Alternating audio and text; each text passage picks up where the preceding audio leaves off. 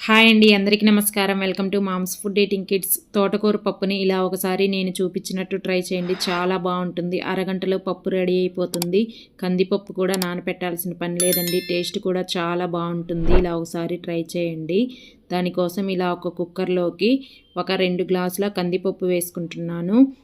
ఇవి ఇంట్లో వేయించి చేసుకున్న కందిపప్పు అండి. ఇవి మీ దగ్గర లేకపోతే మామూలు పప్పుని కొంచెం వేయించి తీసుకోండి, బాగుంటుంది. ఈ కందిపప్పుని ఇప్పుడు శుభ్రంగా ఒక 3 సార్లు కడిగి ఒక 3 గ్లాసుల నీళ్లు పోసుకోండి.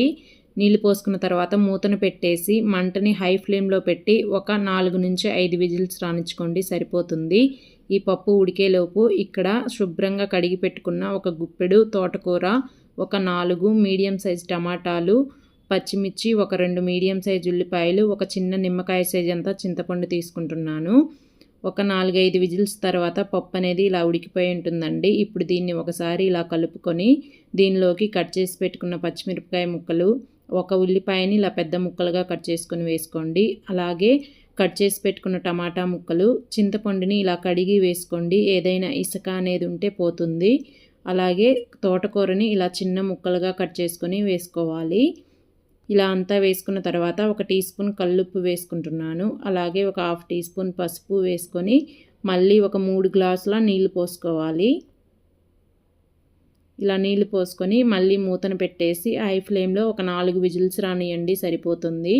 4 విజిల్స్ తర్వాత కుక్కర్లోని గాలంతా పోయిన తర్వాత ఇలా పప్పు గుత్తి తీసుకొని మెదుపుకోవాలి. పూర్తిగా మెదిపేయొద్దండి, బాగోదు. కొంచెం టమాటా ఈ ఆకులు అక్కడక్కడ తగులుతూ చాలా బాగుంటుంది. ఇలా మెదుపుకోండి నేను చూపించినట్టుగా. కన్సిస్టెన్సీ అనేది ఇలా ఉండాలి. ఇప్పుడు దీనికి పోపు కోసం ఒక బాండీ తీసుకొని దానిలోకి ఒక 2 టేబుల్ స్పూన్ల ఆయిల్ వేసుకోవాలి. ఈ ఆయిల్ వేడయ్యాక ఒక టీ స్పూన్ పచ్చిశనగపప్పు, ఒక టీ స్పూన్ మినపప్పు, 1/2 టీ స్పూన్ జీలకర్ర, 1/2 టీ స్పూన్ ఆవాలు వేసుకొని ఇలా ఒకసారి కలుపుకోండి. ఇవి కొంచెం ఇలా వేగిన తర్వాత ఒక 2 ఎండుమిరపకాయలని ఇలా తుంచి వేసుకొని వీటిని కూడా కొంచెం రంగు వచ్చే వరకు వేయించుకోండి. ఈ పోపు ఇలా వేగిన తర్వాత ఒక 5 పొట్టు వలిచిన వెల్లుల్లిపాయలని ఇలా దంచి వేసుకోండి. అక్కడక్కడ తగులుతూ చాలా బాగుంటాయి టేస్టు.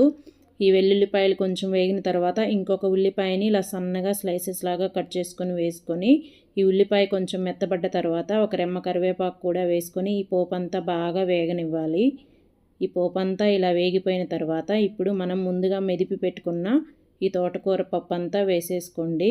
ఇలా అంతా వేసుకొని ఒకసారి కలుపుకోవాలి. ఇలా అంతా కలుపుకున్న తర్వాత కొన్ని కుక్కర్లో నీళ్లు పోసుకొని ఇలా పోసుకోండి. కన్సిస్టెన్సీ అనేది ఇలా ఉండాలండి. అప్పుడే చల్లారిపోయిన తర్వాత కూడా పప్పు గట్టి పడదు. ఇప్పుడు ఒకసారి టేస్ట్ చూసుకొని మీ రుచికి సరిపడా ఉప్పు, కారం ఇదే టైంలో వేసేసుకోండి.